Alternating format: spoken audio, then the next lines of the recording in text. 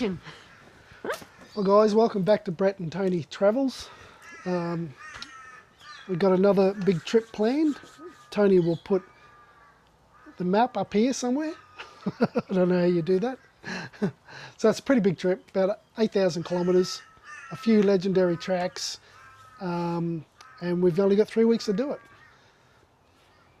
That's going to be epic. And what's this all about? What are we doing today? Today is all about a behind the scenes, how Brett and I prep for a trip like this. So we prep the Raptor, how we prep the Patriot, how we prep ourselves. We leave in about 12 days. 12 days. And I have my 50th in the middle of that. So we are excited. So come along and see how we pack, what we forget, what we don't forget. It's going to be an epic trip. Yeah, I hope you enjoy. Rightio. So 3 states, Queensland, Northern Territory and WA. 3 tracks, the Plenty, the Tanami, the Duncan and more than likely some of the Savannah Way in 3 weeks and over 8,000 kilometres. Hey babe, we're supposed to be packing. What are you doing? This light's just stopped working, so I'm just checking to see if the battery's any good. Oh. And you got all of this stuff out of the toolbox that we're taking with us? Most of it, yeah. Oh, okay. Cool. Most of it. All It's right. supposed to have 7.4 volts, but it's reading nothing. So Oh. I think it's chooked. I think it's cooked. All right, well, we need to have a sticky beak to make sure we've packed everything. We'll run through what we've done with the Raptor, run through what we've done with the Patriot, and I don't think we're going to be taking much more than what's actually in the back here, except for putting the fridge in. I think we're Yeah. pretty much keeping it minimalistic, yeah? Okay. All right. So let's talk about what we put in the back of the ute. It seals up pretty well. Got a nice seal. Don't get any dust in here anymore. We used to get a lot of dust.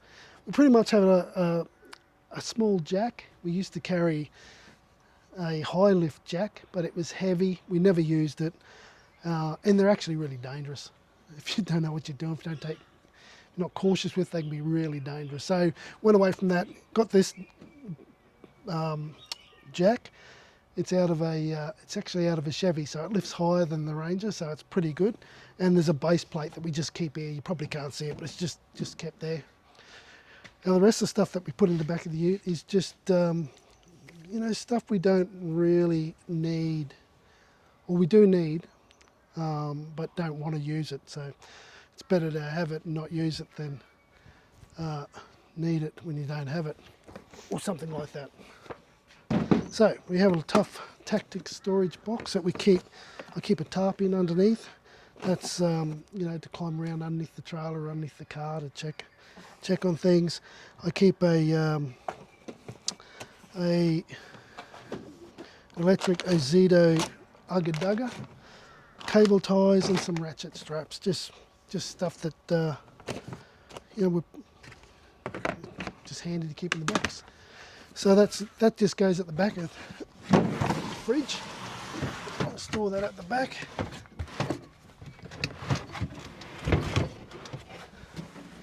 And what else do we keep in here? We keep the inflation gear.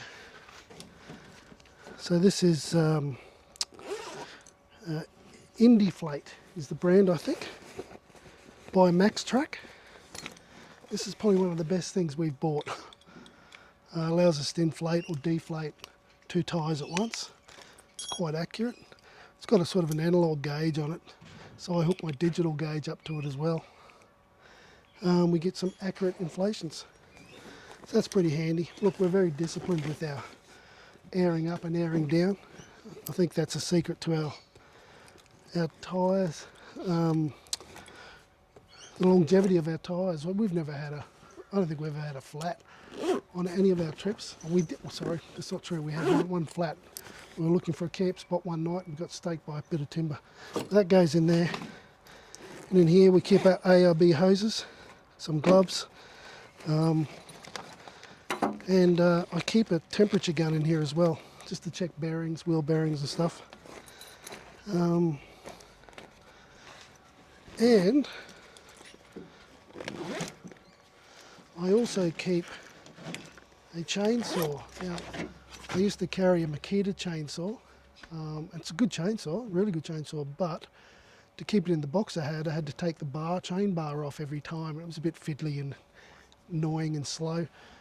So for my recent birthday, because Tony knows I whinged about that chainsaw, she went and got me a little tiny chainsaw, you can almost say like a toy chainsaw, but it's not. It cuts pretty well for what it is. And it's all complete, fits in the bag, it's ready to go. Just put the battery on and we're cutting up timber, not in state forests, of course. That goes in there, all nice and neat. And that's about all we want to keep in the back of this ute. There might be a couple other little things, but and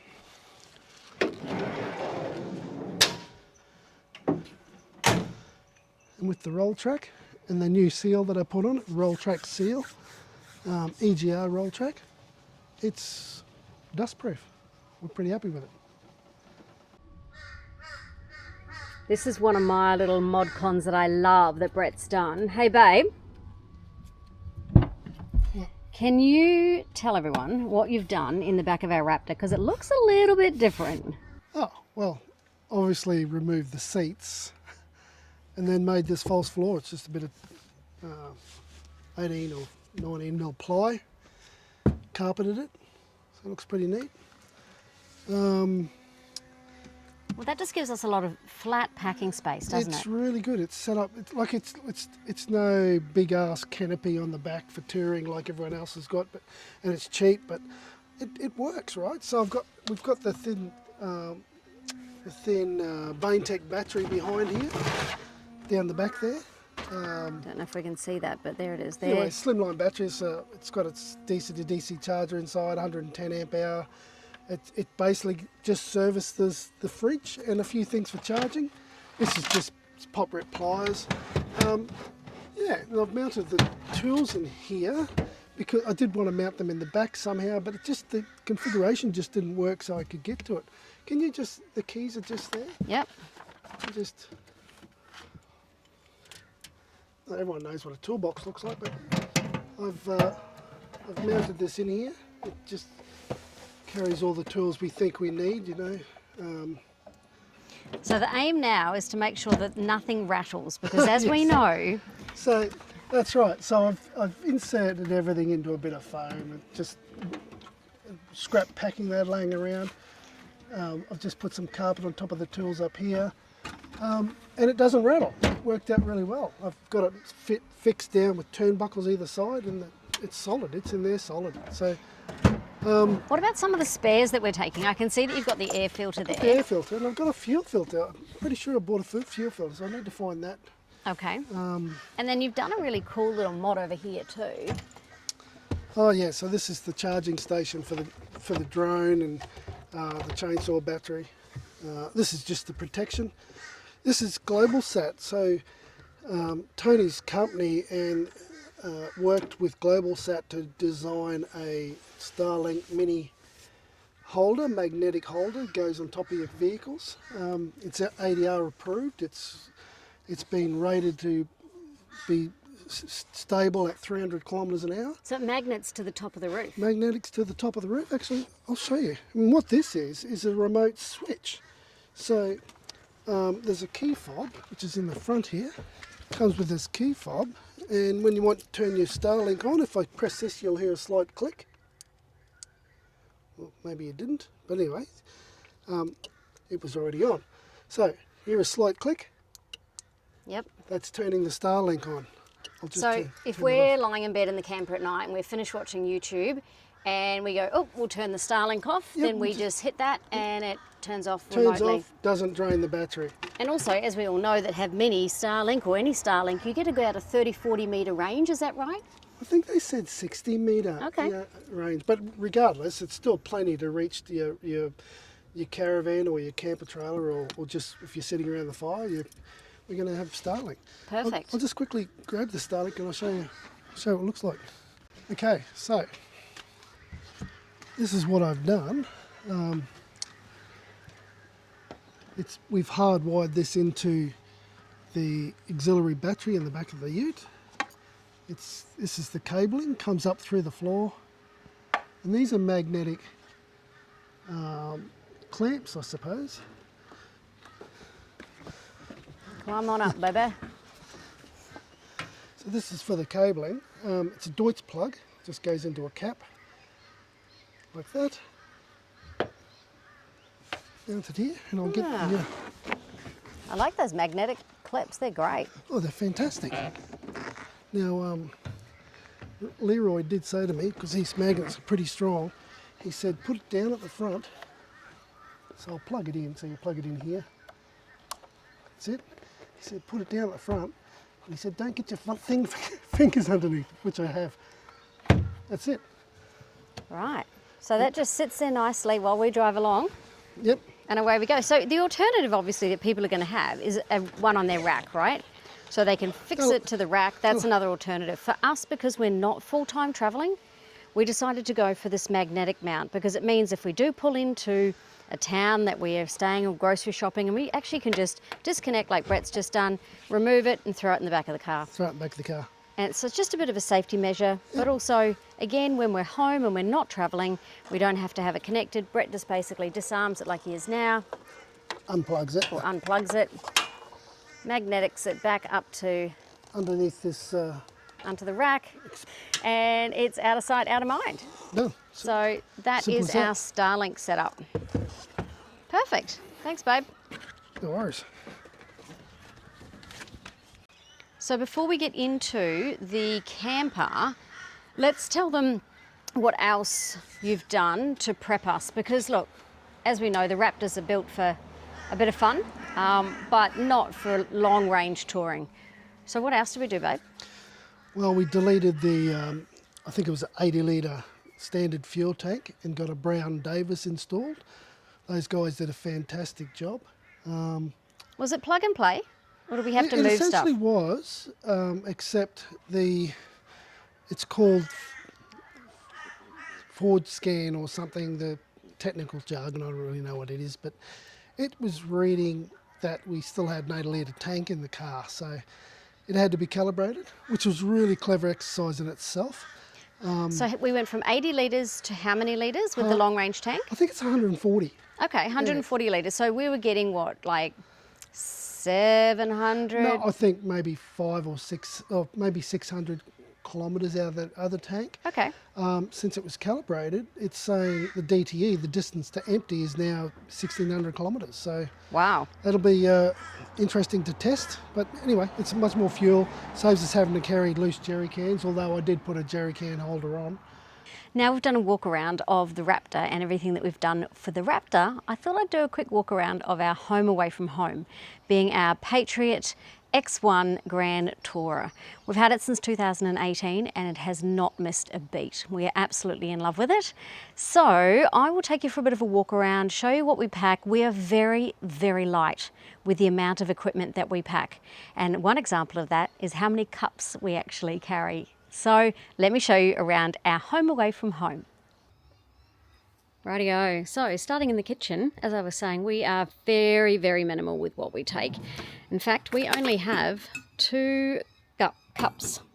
We've got these, one each, which obviously then all turns into a stubby holder as well. That's for our coffee, our wine, whatever we need. So again, keeping it really, really basic. And again, we also just have 4 plates, 4 bowls, our pantry, which I haven't stocked yet, but again, you're never that far away within a week or 2 of food. So you've always got heaps of space in here. Moving through to the ARB fridge, 60 litre. That's again for our food. And I'm just going to open this up here. Oh, pulling this out. Right, and then we've got the 65 litre, I think it is, ARB. And our kitchen utensils along with our cutlery. So again, we're not taking a lot at all. We keep it very, very minimal. The little sink, which is great. We have hot water from our Webasto heater, the swing out barbecue arm, which we cook on a lot. We cook on that probably more than anything else, along with the fire. We then, there's the Webasto. This is the man cave. So we have the axe and just a lot of sort of lubricants. They've got the Osmo and Zito, I should say. And then, all our lights and stuff. Again, 2 small gas bottles. All the gear for the shower. Yeah, shower, 2 small gas bottles, and then we come round here. So this is our other compartment where we also have the toilet and our muck mats, power cord, sink, blah, blah, blah, things like that. And then we come round to the wardrobe. Brett and I have 2 boxes each. We typically have our winter gear or our warmer gear in the bottom one and our summer or lighter gear in the top. That's just easier to get to. We also have a bag here that has all of our toiletries in it, and the Patriot comes with a Red Arc inverter. It's not large. The Red Arc inverter is not large. 350 watt. 350 watt, but you know what? It runs the electric blankets, which is absolutely perfect. Towels up there, and just any other cosmetic and I guess whatever you'd have in your bedroom. That's sort of our bedroom wardrobe area. We then come around to the back. Now this is where the Patriot is actually quite amazing. It has so much storage. So in there, we only carry 2 tables, 2 chairs, a little side table. We then have at the back there a tough box with all of our awning walls, extra walls, whatever it is. Back there we also have the camp oven, and in there is all of our pegs and drills and things like that. And these 2 drawers here, or the single drawer which is divided in 2, all of our fire starting gear, all of our little bit more of a pantry as well. Our 2 induction portable portables, which are fantastic. We use those if we need to. We've got a 2000 watt inverter on board. Again, pots and pans, an electric kettle and a toaster, of course. Much easier to have some good toast rather than over a fire. That's just our preference. But we also have these wet boxes. So in there, in one of them, is the water filling stuff, and in the other one is our recovery gear. So really that's about it. It's very compact, very easy to use, very light. It sits fully loaded at about 1.2, and with the Raptor that pulls it without even a struggle, which is amazing. And we cannot wait to get on the road.